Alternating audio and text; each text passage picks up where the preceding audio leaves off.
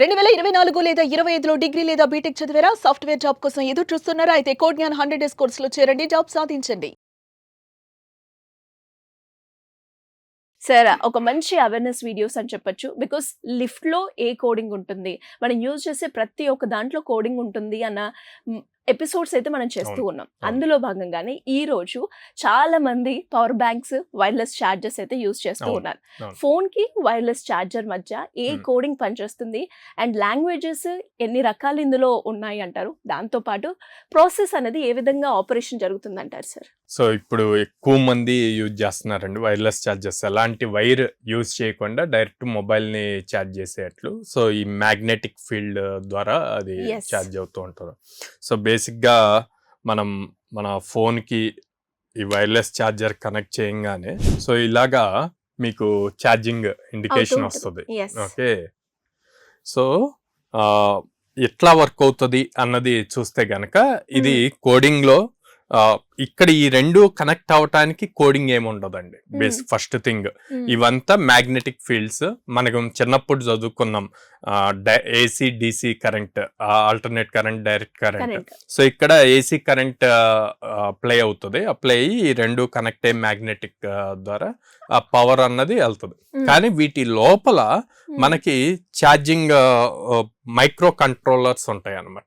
దీని లోపల ఈ మైక్రో కంట్రోలర్స్ అన్నవి ఫోమ్వేర్ టెక్నాలజీ యూజ్ చేసి కోడింగ్ అవుతుంది. సో ఎక్కువగా సి ప్రోగ్రామింగ్ యూజ్ చేస్తాం. C and C++. ఈ రెండు ప్రోగ్రామింగ్స్ మీదే మ్యాక్సిమం లోపల ఉన్న micro chips, micro controllers work అవటానికి యూజ్ చేస్తాం. ఏం చేస్తుంది ఈ మైక్రో కంట్రోలర్స్ అంటే మనకిప్పుడు ఇది ఒక 30 వాటేజ్ పవర్ బ్యాంక్ అనుకోండి. ఓకే, మన ఫోన్ దానికి సపోర్ట్ చేయాలి. మీరు చూస్తే ప్రతి ఛార్జర్ ప్రతి ఫోన్కి సెట్ అవ్వదు, కానీ పిన్ సేమ్ ఉంటుంది, సి పిన్నే ఉంటుంది, కానీ ఛార్జింగ్ అవ్వదు. ఎందుకు?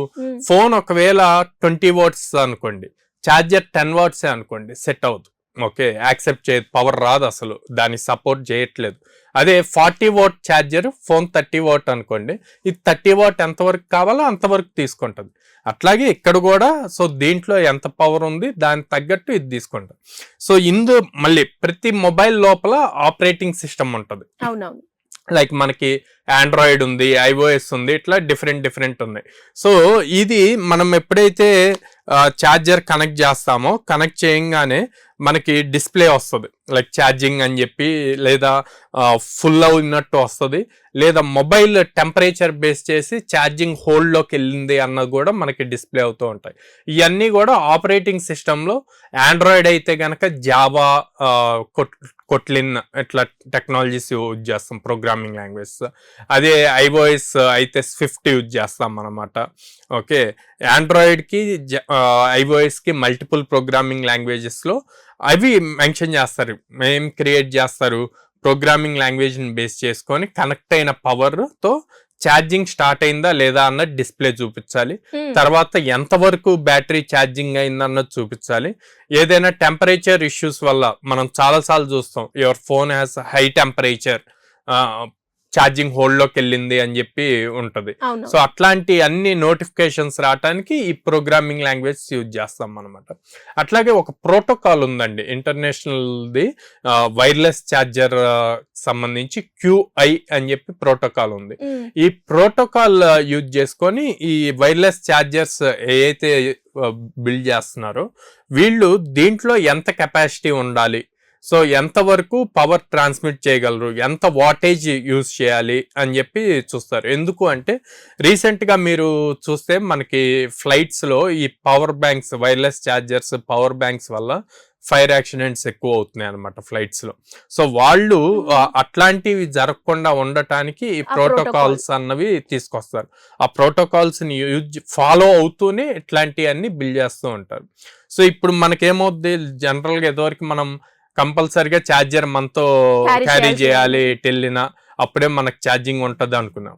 ఆ తర్వాత పవర్ బ్యాంక్స్ వచ్చాయి. Power bank 10,000 mAh power banks, ఇట్లాగా 20,000 mAh ఇట్లాగ వచ్చాయి అనమాట.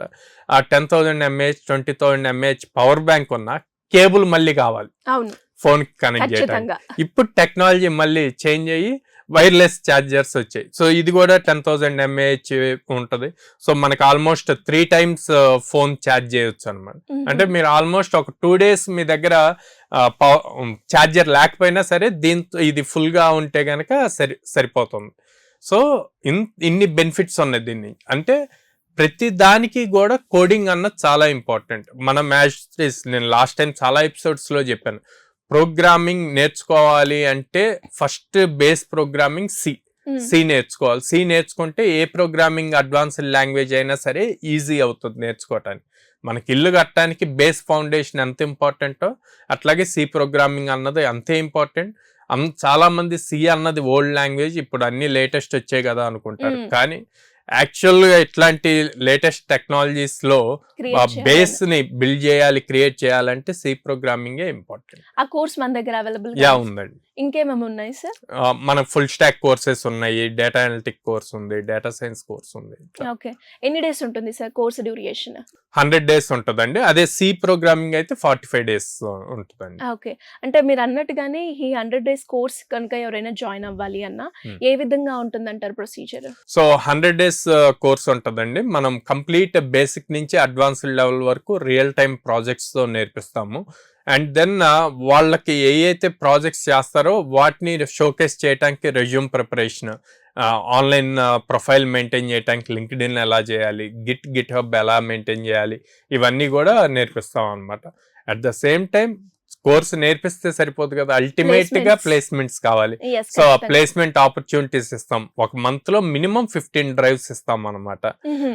సో ఈ 15 drives ఇచ్చి వీళ్ళకి స్కిల్ నేర్పిస్తున్నప్పుడు వాళ్ళకి ఇంటర్వ్యూ క్రాక్ చేయడం ఈజీ అవుతుంది. ఇంకా ఎవరైనా కూడా అప్రోచ్ అవ్వాలి అంటే ఏ విధంగా ఉంటుంది సార్? విత్ పేరెంట్స్ తోటి వచ్చే ఆప్షన్ ఉందంట?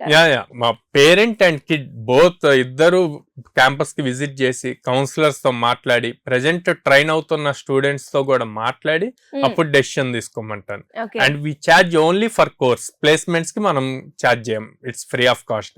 అండ్ వాళ్ళ ఫ్రెషర్ ట్యాగ్ 2 years ఉంటుంది. ఆ 2 years అయిపోయే వరకు మనం సపోర్ట్ ఇస్తాం.